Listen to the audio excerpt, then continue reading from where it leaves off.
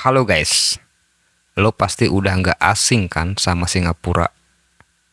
Negara kecil yang punya gedung pencakar langit, sistem transportasi yang super keren, dan pemandangan yang selalu bikin kita terkagum-kagum.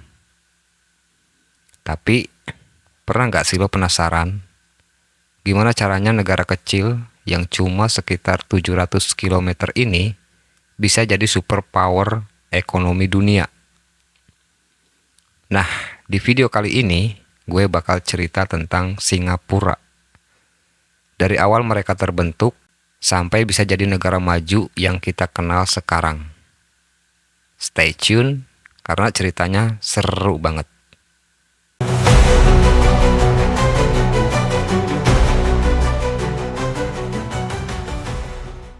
Jadi, kita mulai dari awal banget ya.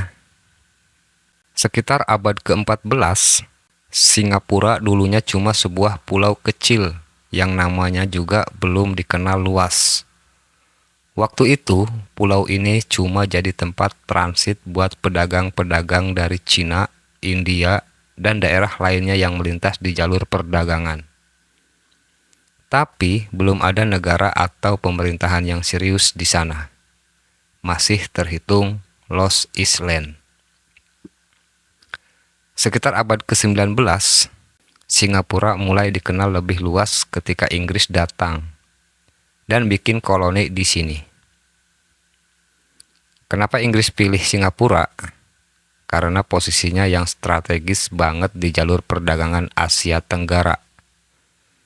Ini membuat Singapura jadi pelabuhan yang super sibuk. Singapura pun mulai berkembang jadi pusat perdagangan yang penting banget buat Inggris. Nah, tapi nggak lama setelah Inggris mulai nyaman di Singapura, Perang Dunia II datang. Tahun 1942, Jepang menyerbu Singapura dan merusak banyak hal. Banyak yang nggak tahu, tapi Singapura pernah jadi koloni Jepang selama beberapa tahun. Setelah perang berakhir, Inggris kembali ke Singapura. Tapi situasinya udah beda banget. Banyak orang mulai merasa bahwa Singapura harus merdeka dan gak tergantung sama negara kolonial lagi. Jadi, mulai deh muncul berbagai gerakan kemerdekaan. Singapura akhirnya merdeka pada tahun 1959 dan jadi negara yang punya pemerintahan sendiri, meski masih jadi bagian dari koloni Inggris. Tapi tahun 1963, Singapura akhirnya bergabung dengan Malaysia. Tapi ya, yang namanya hubungan antar negara itu nggak selalu mulus. Singapura dan Malaysia sering banget bertengkar soal berbagai hal. Dan setelah 2 tahun, pada 1965, Singapura akhirnya memisahkan diri dan jadi negara merdeka. Nah, momen inilah yang jadi titik awal perjalanan Singapura menjadi negara yang sangat berbeda dari sebelumnya. Di balik semua ini, ada sosok yang nggak bisa dipisahkan dari keberhasilan Singapura, yaitu Lee Kuan Yew. Dia jadi Perdana Menteri pertama Singapura dan punya visi gila-gilaan untuk negara ini. Bayangin, negara ini baru aja merdeka, nggak punya banyak sumber daya alam, dan hampir nggak punya industri apapun.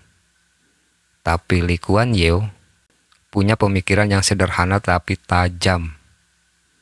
Singapura harus bangkit lewat pendidikan, ekonomi, dan kebersihan. Pendidikan langsung direformasi. Singapura harus punya tenaga kerja yang terampil dan bisa bersaing di level dunia. Ekonomi, Singapura harus jadi pusat perdagangan dan keuangan dunia. Dan kebersihan, Lee Kuan Yew ngejatuhin hukuman yang tegas soal kebersihan kota. Karena dia percaya kalau negara yang bersih itu negara yang tertib dan maju. Singapura nggak punya sumber daya alam. Jadi, Lee Kuan Yew harus cari cara untuk membuat negara ini tetap kompetitif. Nah, salah satu kunci utamanya adalah perdagangan.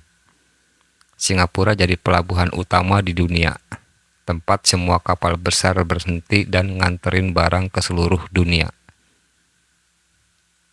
Di sisi lain, Singapura juga mulai jadi pusat keuangan, karena mereka bikin aturan yang ramah buat para investor dan bisnis internasional.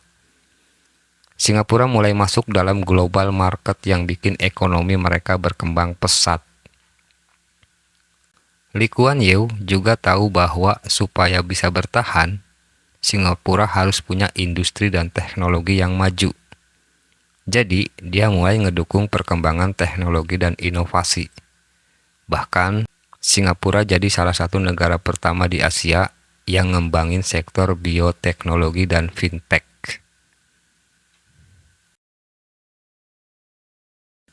Dan sekarang, Singapura jadi negara super maju. Negara kecil ini nggak cuma jadi hub perdagangan dan keuangan, tapi juga jadi pusat inovasi dan teknologi. Singapura punya salah satu pendapatan per kapita tertinggi di dunia, dengan sistem pendidikan yang sangat diakui dan kualitas hidup yang sangat luar biasa. Penduduk Singapura menikmati akses kesehatan yang sangat baik, transportasi yang canggih, dan keamanan yang terjaga banget. Jadi, itu dia cerita perjalanan Singapura dari negara kecil yang nggak punya apa-apa, jadi negara maju yang bisa dibilang jadi contoh dunia.